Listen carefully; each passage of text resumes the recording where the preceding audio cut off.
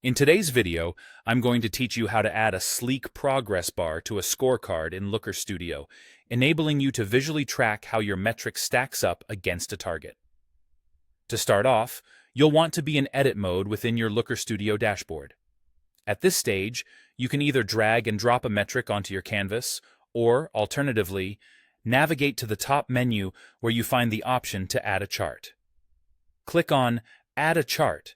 Then select Scorecard from the drop-down menu and position it on your canvas wherever it makes the most sense for your dashboard layout. Once you have your scorecard in place, our next focus is setting a target for comparison purposes.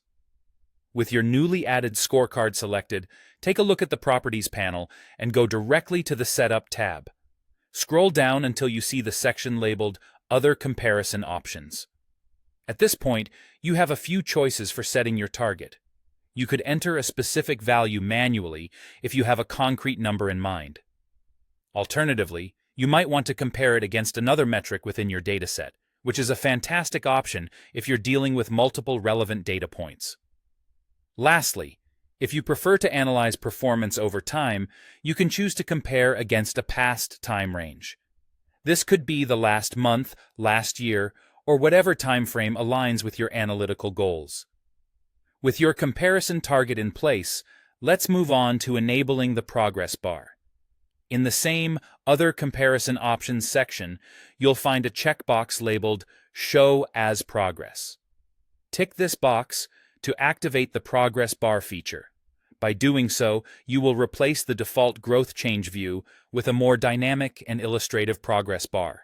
This visual will give you a clear sense of how close or far you are relative to your specified target, making data interpretation not only easier, but more intuitive.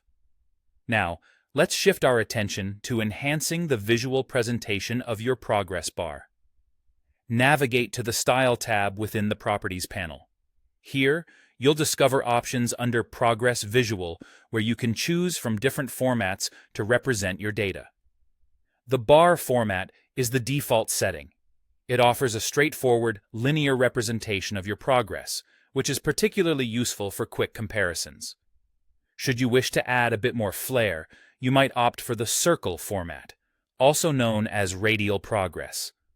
This curved visual can provide a more nuanced depiction of your progress levels.